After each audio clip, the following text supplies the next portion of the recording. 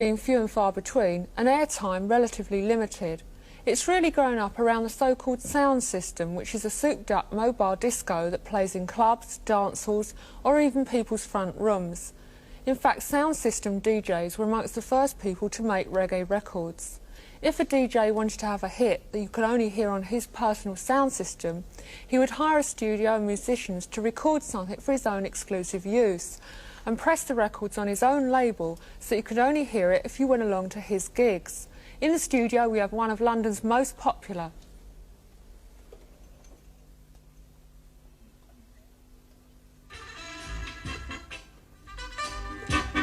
Rocking around the clock. In this club Friday, Saturday and Sunday night. Rock on. Rock us on. Cheer up. Rock us on. I tell rock. I tell sounds. Hold it. Hello, Fatman. Hi, Jan. Now, what's this guy doing? He's giving them a touch of the roots, you know. Yeah? Now, what's your name, sorry? Well, let me check out as Eri. Okay, Aaron, what are you doing exactly?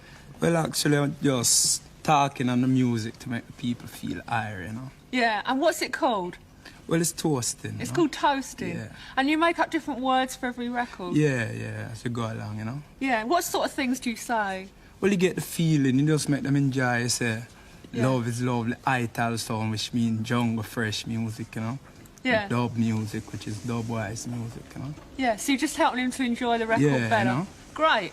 Now, Fatman's going to play us some of the different kinds of reggae from the past 15 years or so, and he's brought along some dancers to show us the dances that go with them.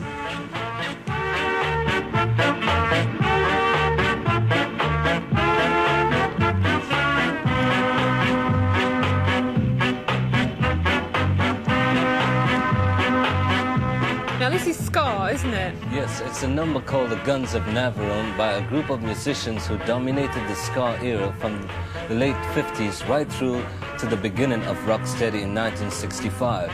They're called the Scatterlights and were all proficient musicians with a jazz training. Artists like Roland Alfonso on sax, Don Drummond on trombone, and as well as making their own records, they backed almost every major act from Jamaica during this period. In the early 60s, Jamaican immigrants brought reggae over here, and in England it was almost exclusively handled by two companies, Ireland and Melodisc.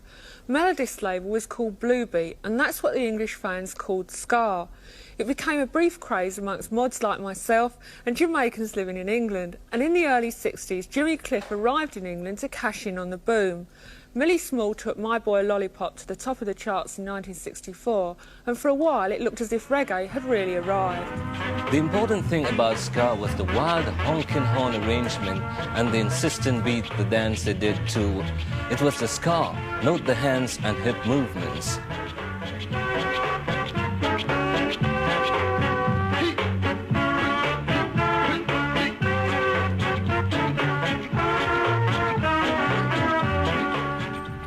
For some reason that cannot be explained, during the middle of the 60s, the music began to be slowed down. This was the era known as rocksteady, and that's the title of this song by Alton Ellis, one of the best-known artists of the period, along with Ken Booth, Roy Shirley, the Heptones, and so on.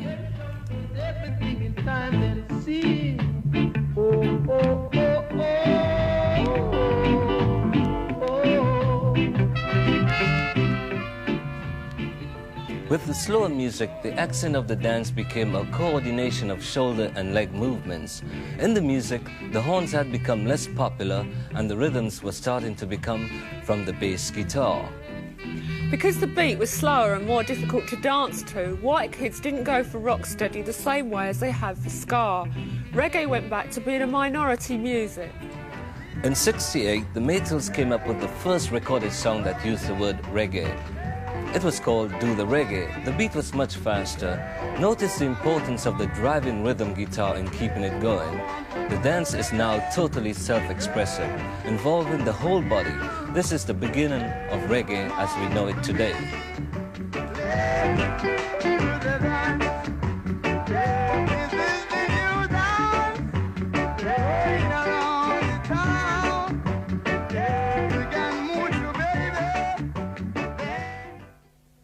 Some working class kids again turned briefly to reggae in the late 60s and early 70s when the skinheads found it was really good to dance to.